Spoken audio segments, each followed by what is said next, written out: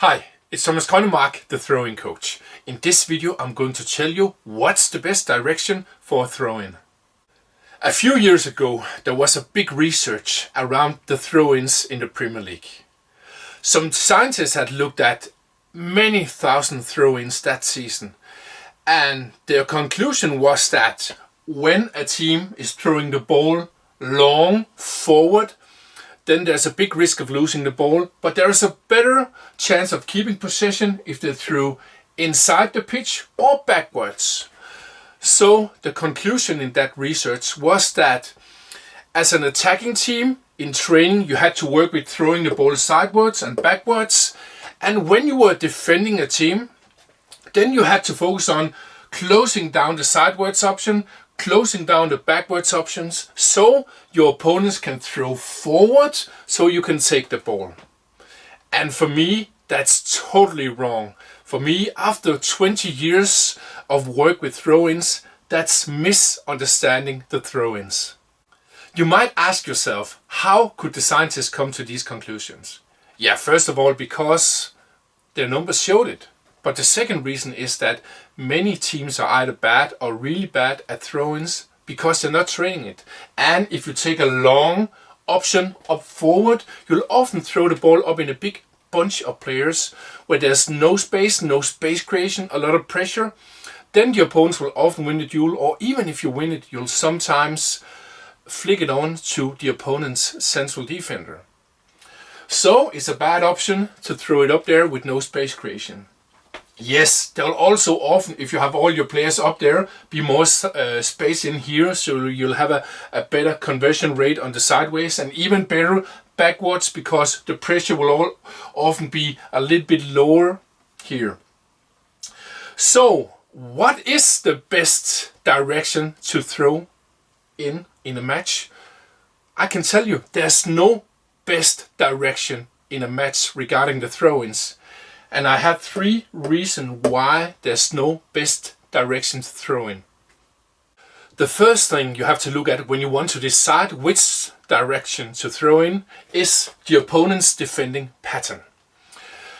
Let's say you want to throw the ball forward and then you see that your player or teammates are in a sandwich, either 1 versus 2 or 2 versus 3. Then it's a real bad option to throw down there. Or if it's just a lot of people standing in the same small space, then don't throw up there. If you have a 1 against 1, 2 against 2, or 3 against 3, where you open up the space, then it could be really good to throw down forward if you do the right space creation. And again, it's the same with the inside space, with the backward space, the space on the other side of the pitch, you want to switch it or something like that. So, the opponent's defending patterns, that's actually deciding where the good options are. So are you really good at observing the opponent's defending patterns? Then you have a bigger chance to either keep possession, create a chance, or score a goal after a throw-in. The second thing you have to take in consideration when you decide where to throw is space. Because yes, sometimes the opponent's defending patterns are leaving big spaces where you can throw. But you can also create space yourself. There are different kinds of good spaces in the different zones on the pitch. So it's really important to know what kind of spaces are really good here. It's also important to learn the players to create the right space themselves, to scan, and not only to do 1 set of movements, but maybe 2, 3 or 4 before the right space is there. So again, are your players really good at creating space? Then it'll also be easier not only to see where to throw, but also to use that space efficiently so you can either keep possession, create a chance to score a goal. The third thing you have to take in consideration when you want to choose your direction of the throw is the ITP. What is ITP? It's individual throw-in superpowers. It means that all players have skills that's relevant for throw-ins. Some players are fast, some players are good with a first touch, some are really good at creating space, some are strong and can protect a big box and make a side pass. So, when you have looked at the opponent's defending pattern, when you have been creating space, then we also want to look at the individual strengths before we take in consideration where to throw.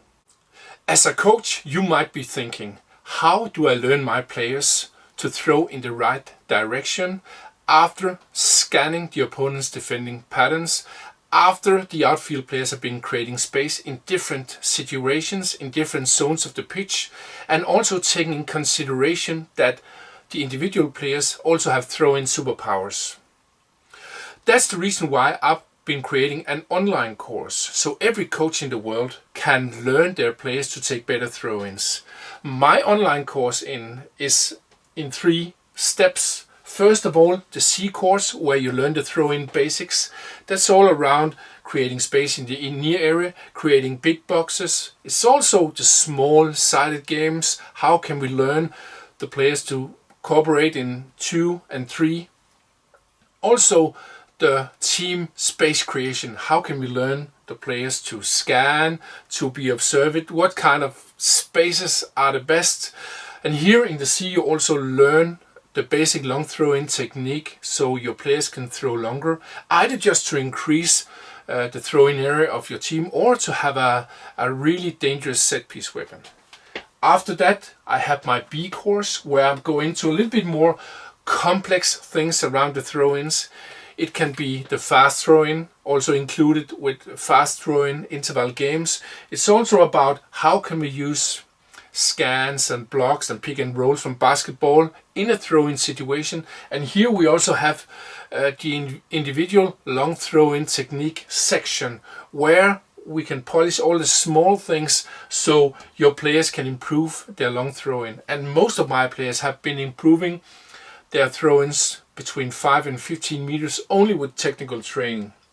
And then in the end, we have the A course, and the A course is all about throw-in tactics. What can we do in the different zones? Here we also work with individual throw-in superpowers. Also, how can we learn to scan the opponent's defending patterns? And of course, also we are also learning to defend a throw-in ourselves, because that's just as important as the attacking throw-ins. And then in the end of the A, you're also learning how you can use long throw-in tactics to score more long throw-in goals. So again, are you interested in improving your players' throw-ins? Then look at the link down below, where you can see all about my online throw-in course. Do you want to learn more about throw-ins in general? You're also welcome to subscribe to this channel. Have a great day.